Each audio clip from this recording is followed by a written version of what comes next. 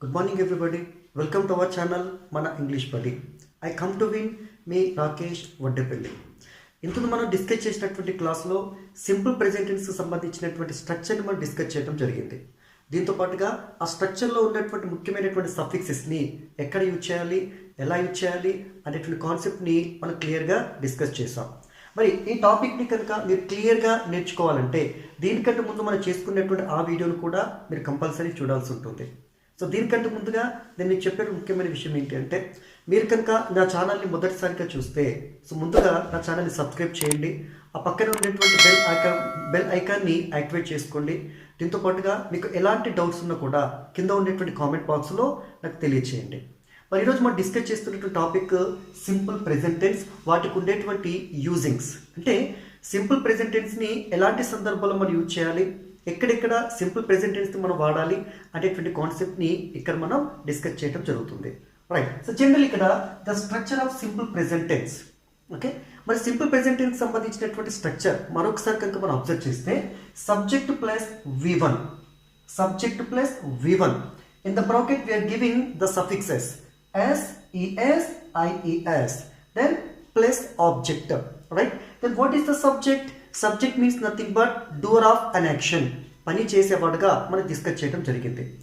Next verb 1 అంటే present form ఇక్కడ మనం యూజ్ చేసుకుంటున్నాం. Then what about the object? Object means nothing but the receiver of the action or the bearer of the action. Right. So ఇక్కడ ఈ verb యొక్క మొదటి రూపానికి ఏం చేస్తున్నాం? ఎస్, ఈఎస్, ఐఈఎస్ అనేటువంటి ఈ 3 సఫిక్సెస్ని మనం ఇక్కడ యాడ్ చేసుకోవడం జరుగుతుంది. ఎందుకనే దానికి ఇంతకుముందు మనం చేసుకునేటువంటి వీడియోలో మనం క్లియర్గా ఎక్స్ప్లెయిన్ చేసుకోవడం అనేది జరిగింది. ఇక ఈరోజు మనం డైరెక్ట్గా ఈ రూల్స్లోకి వెళ్ళిపోతున్నాం. అంటే ఎక్కడెక్కడ మనం టెన్సెస్ని వాడాలి అనేటువంటి కాన్సెప్ట్ని ఈరోజు మనం ముఖ్యంగా డిస్కస్ చేయబోతున్నాం. మరి సింపుల్ ప్రెజెంట్ టెన్స్ కనుక మీరు నేర్చుకుంటే ఆల్మోస్ట్ మీరు టెన్సెస్కి సంబంధించినటువంటి అంత నాలెడ్జ్ మీకు రావడానికి అవకాశం ఉంటుంది. అంటే మిగతా అన్ని టెన్సెస్తో కంపేర్ చేస్తే యూజింగ్స్ ఎక్కువగా ఉన్నటువంటి టెన్స్ సింపుల్ ప్రెజెంట్ టెన్స్.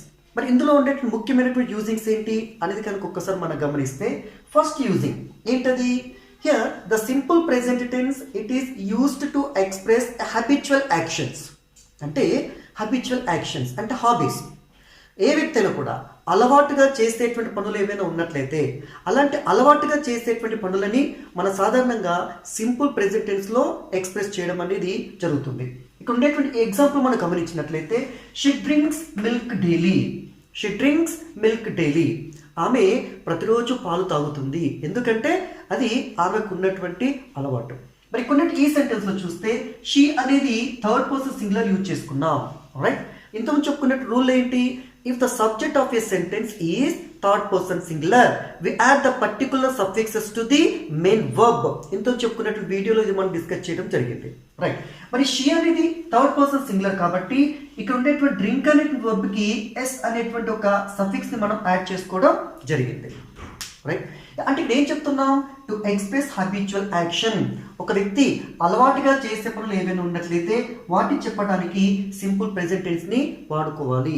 ఇది దీనికి ఉండేటువంటి మొట్టమొదటి ముఖ్యమైనటువంటి యూజింగ్.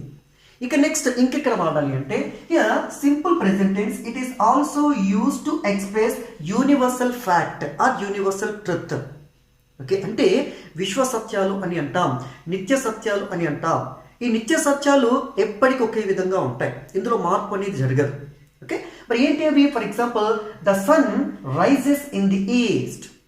సూర్యుడు తూర్పున ఉదయిస్తాడు, సూర్యుడు పడమరన అస్తమిస్తాడు, భూమి సూర్యుడి చుట్టూ తిరుగుతుంది. అంటే ఏంటి ఇక్కడ? The earth revolves around the sun. ఇవన్నీ కూడా నిత్య సత్యాలుగా మనం తీసుకోవడం జరుగుతుంది. వీటిలో ఎప్పటికీ కూడా మార్పులు అనేవి జరగవు. కాబట్టి ఇలాంటి విశ్వ సత్యాలని సింపుల్ ప్రెజెంట్లోనే ఎప్పటికి మనం యూజ్ చేసుకోవాలి. ఇక నెక్స్ట్ ఉండేటువంటి యూజింగ్ కనుక మనం చూస్తే, simple present tense it is also used to express a historical event. Historical events అంటే ఏంటి? సంఘటనలు. మరి ఎప్పుడు జరిగినటువంటి సంఘటనలు ఇవి? చరిత్రలో చోటు చేసుకునేటువంటి సంఘటనలు. అంటే ఇవి ఎప్పుడో జరిగి ఉంటాయి. నేను చూడలేదు, మీరు చూడలేదు, ఇప్పుడున్న వాళ్ళు ఎవరు కూడా చూడలేదు. ఓకే, అంటే ఈ చరిత్రలో జరిగినటువంటి కొన్ని సంఘటనలు అంటే ఇవన్నీ చరిత్రలో జరిగినప్పటికీ కూడా వీటి యొక్క ప్రభావం ఇప్పటికీ ఉంటుంది. ఓకే, అంటే వాటికి సంబంధించినటువంటి విషయంలో మార్పు అనేది ఎప్పటికీ జరగదు, ఎప్పటికి ఒకే విధంగా ఉంటాయి. సో అలాంటి హిస్టారికల్ ఈవెంట్స్ని కూడా సింపుల్ ప్రెజెంట్ టెన్స్లో మనం యూజ్ చేసుకోవాలి. ఫర్ ఎగ్జాంపుల్ చూడండి, రామ కిల్స్ రావణ. ఈ ఎగ్జాంపుల్ మనం గమనించినప్పుడు రాముడు రావణుణ్ణి చంపాడు, హతమార్చాడు, చంపాడు అనేటువంటి ఒక మీనింగ్ అక్కడ తీసుకుంటున్నాం. మరి రాముడు రావణుని చంపారని మనకు ఎలా తెలుసు? హిస్టరీలో మనకు తెలిసింది, పుస్తకాలు చదవడం ద్వారా తెలిసింది, లేకపోతే పెద్దల ద్వారా మనకు తెలిసింది. కానీ నేను చూడలేదు, మీరు చూడలేదు కదా. అంటే ఇక్కడ ఉండేటువంటి ఈ ఫ్యాక్ట్ అనేది ఎప్పటికీ కూడా కంటిన్యూ అవుతూనే ఉంటుంది, ఫ్యాక్ట్లో మార్పు అనేది జరగటం లేదు. సో అలాంటి వాటిని సింపుల్ ప్రెజెంట్లో మనం యూజ్ చేసుకోవడం జరుగుతుంది. ఇక next, the simple present tense it is also used to express regular actions. Regular actions అంటే మనం క్రమం తప్పకుండా ప్రతిరోజు చేసేటువంటి పనులు. ఓకే, మరి ఇక్కడ హ్యాబిచువల్ యాక్షన్స్ని కూడా డైలీ చేస్తాం, రెగ్యులర్ యాక్షన్స్ని డైలీ చేస్తాం. మరి రెండింటి మధ్య ఉండేటువంటి వ్యత్యాసం ఏంటి, డిఫరెన్స్ ఏంటి అంటే, హ్యాబిచువల్ యాక్షన్స్ని మనం చేసేటప్పుడు ఇంట్రెస్ట్తో చేస్తున్నాం, మనకు ఎక్స్టర్నల్ ప్రెషర్ అనేది ఉండదు హ్యాబిచువల్ యాక్షన్స్కి. కానీ రెగ్యులర్ యాక్షన్స్కి ఇంట్రెస్ట్ ఉన్నా లేకపోయినా మనం కంపల్సరీ చేయాల్సిందే. సో అలాంటి యాక్షన్స్ని రెగ్యులర్ అంటే క్రమం తప్పకుండా చేసేటువంటి పనులని కూడా సింపుల్ ప్రెజెంట్ టెన్స్లో మనం యూజ్ చేసుకోవడం జరుగుతుంది. ఇక్కడ చూడండి, he goes to school daily. అతను ప్రతిరోజు స్కూల్కి వెళ్తాడు, ప్రతిరోజు వెళ్తాడు. వాడికి వెళ్ళాలని లేకపోయినా కూడా వాడికి వెళ్ళాల్సిందే, ఎందుకంటే కొన్ని ఎక్స్టర్నల్ ప్రెషర్ వాడి పైన ఉంటుంది కాబట్టి. రైట్, ఇక నెక్స్ట్ యూజింగ్ కనుక చూస్తే, this tense it is also used to express the planned actions. Planned actions అంటే ముందుగా అనుకున్నటువంటి పనులు. Generally the planned actions are going to happen in the future. భవిష్యత్తులో జరుగుతాయి ప్లాన్డ్ యాక్షన్స్ అన్నీ కూడా. కానీ భవిష్యత్తులో జరిగినప్పటికీ వాటికి సంబంధించినటువంటి అరేంజ్మెంట్స్, ఏర్పాట్లు మాత్రం ఇప్పుడే చేసుకుంటాం, అంటే ముందు నుంచి మనం చేసుకోవడం జరుగుతుంది. అంటే ఈ భవిష్యత్తుకు సంబంధించిన పనులైనప్పటికీ దానికి సంబంధించినటువంటి ఎఫెక్ట్ అనేది ప్రెజెంట్లో ఉంటుంది. సో ఇలాంటి వాటిని కూడా సింపుల్ ప్రెజెంట్లో మనం చెప్పుకోవాలి. For example, we go to Tirupati next week. మేము నెక్స్ట్ వీక్ తిరుపతి వెళ్తాం. వెళ్తున్నది ఎప్పుడు వాస్తవానికి? నెక్స్ట్ వీక్, వచ్చే వారం వెళ్ళాలి. కానీ నెక్స్ట్ వీక్ వెళ్ళాలి అంటే దానికి సంబంధించినటువంటి ఏర్పాట్లు ఇప్పుడే చేసుకోవాలి కదా, అంటే ప్రెజెంట్లోనే జరుగుతున్నాయి కదా. సో కాబట్టి ఇలాంటి వాటిని సింపుల్ ప్రెజెంట్లోనే ఎక్స్ప్రెస్ చేయాలి. ఇక వీటితో పాటు నెక్స్ట్ ప్రావర్బ్స్. ప్రావర్బ్స్ అంటే ఏంటి? సామెతలు. ఓకే, మనం రెగ్యులర్గా యూజ్ చేసేటువంటి సామెతలు ఏ ఉన్నా కూడా, ఎందుకంటే సామెతలు కూడా ఎప్పటికీ ఒకే విధంగా ఉంటాయి. There is no changes in the proverbs. Right, ఇక్కడ ఉండేటువంటి ఈ ప్రోవర్బ్స్లలో చేంజెస్ అనేది ఎప్పటికీ కూడా జరగవు, ఎప్పటికీ ఒకే విధంగా ఉంటాయి. సో కాబట్టి ఇక్కడ ఉండేటువంటి even the proverbs also use to express in simple present tense. అలాంటి సామెతలను కూడా సింపుల్ ప్రెజెంట్ టెన్స్లోనే మనం యూజ్ చేసుకోవాలి. ఇక్కడ చూడండి, anger punishes it self. Anger punishes it self. తన కోపమే తనకు శత్రువు అనేటువంటి ఒక నానుడు మనకి ఎక్కువగా ఉంటుంది. చూడండి, ఇది ఎప్పటికీ కూడా ఒకే విధంగా మనం కంటిన్యూ అవుతున్నటువంటి ప్రాబ్లమ్స్. ఇందులో ఎలాంటి చేంజెస్ అనేది ఎప్పటికీ జరగవు.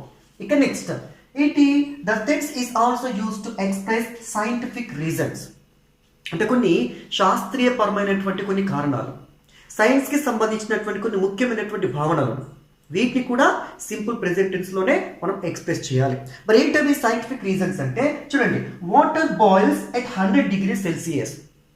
నీరు అనేది 100 డిగ్రీల ఉష్ణోగ్రత వద్ద మరుగుతుంది, బాయిల్ అవుతుంది అనేది ఒక సైన్స్, అది ఒక సైంటిఫిక్ రీజన్ అది.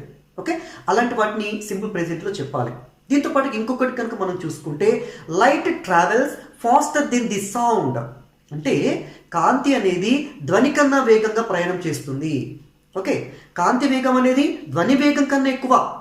ఓకే, సో కాబట్టి ఇప్పుడు చూడండి, మనం వర్షం పడుతున్నటువంటి సందర్భంలో ముందు ఏమొస్తే మనకి కాంతి కనబడుతుంది, మెరుపులాగా కనబడుతుంది, ఆ తర్వాత ఉరుములు రావటం జరుగుతుంది. వాస్తవానికి ఇవి రెండు ఎట్ ఏ టైం స్టార్ట్ అవుతాయి, ఒకేసారి స్టార్ట్ అవుతాయి. కానీ వాటికి ఉండేటువంటి వెలాసిటీలో డిఫరెన్స్ ఉంటుంది, వాటికి ఉండేటువంటి వేగంలో డిఫరెన్స్ ఉంటుంది. కాబట్టి ముందు కాంతి వస్తుంది, ఆ తర్వాత ధ్వని రావడం అనేది జరుగుతుంది. రైట్, ఇలాంటి సైంటిఫిక్ రీజన్స్ని సింపుల్ ప్రెజెంట్ టెన్స్లో మనం యూజ్ చేసుకోవాలి. ఇక next, the simple present tense it is also use to express the mathematical reasons. గణితపరమైనటువంటి మ్యాథ్స్కి సంబంధించినటువంటి కొన్ని థియరీస్ని, టర్మ్స్ని కూడా సింపుల్ ప్రెజెంట్ టెన్స్లోనే మనం యూజ్ చేసుకోవాలి. మరి ఏంటది? ఇప్పుడు చూడండి, for example 60 seconds make a minute. ఇది ఒక మ్యాథమెటికల్ క్యాల్కులేషన్.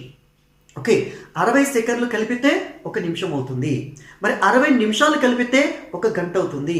మరి ఇదంతా కూడా ఒక మ్యాథమెటికల్ క్యాల్కులేషన్. సో దీంతో పాటు ఇంకేం చెప్తున్నాం, 12 ఇంచెస్ మేక్ ఎ ఫీట్ అని అంట. 12 ఇంచులకి ఒక ఫీట్కి మనం క్యాల్కులేషన్ తీసుకుంటాం. అంటే ఇవన్నీ కూడా గణితానికి, మ్యాథ్స్కి సంబంధించినటువంటి క్యాల్కులేషన్స్. సో వీటన్నిటిని కూడా సింపుల్ ప్రెజెంట్ టెన్స్లోనే మనం ఎక్స్ప్రెస్ చేసుకోవాలి. ఇక చివరిగా మరేంటి, ఈవెన్ ద అనౌన్స్మెంట్స్, ప్రకటనలు. ఓకే, ప్రకటనలు, స్టేట్మెంట్స్, అనౌన్స్మెంట్స్, అన్ని ప్రకటనలు కూడా మనం సింపుల్ ప్రెజెంట్ టెన్స్లోనే యూజ్ చేసుకోవాలి. ఎందుకు, ప్రకటనలు అనేవి ఇవి కూడా దాదాపుగా ఫిక్స్డ్గా ఉంటాయి. There is no changes even in the statements or even in the announcements. అనౌన్స్మెంట్స్లో మార్పులు అనేవి జరగవు, ఇవి కూడా ఎప్పటికీ మార్పు లేకుండా ఉంటాయి. సో కాబట్టి ఇక్కడ ఉన్నటువంటి వీటన్నిటిని కూడా సింపుల్ ప్రెజెంట్ టెన్స్లో మనం యూజ్ చేసుకోవాల్సి ఉంటుంది. రైట్. సో ఇక్కడ ఉన్నటువంటి ఈ టాపిక్స్ని అన్నింటిని కూడా మీరు క్లియర్గా నేర్చుకుంటే మీరు రాయబోతున్నటువంటి ప్రతి ఎగ్జామ్లో కూడా మీకు మంచి మార్కులు రావడానికి అవకాశం ఉంటుంది. రైట్. సో మరి మనం మళ్ళీ ఇంకొక ముఖ్యమైనటువంటి వీడియోతో మళ్ళీ మనం కలుద్దాం. అంతవరకు సెలవు. నమస్తే. మీ రాకేష్ వడ్డేపల్లి.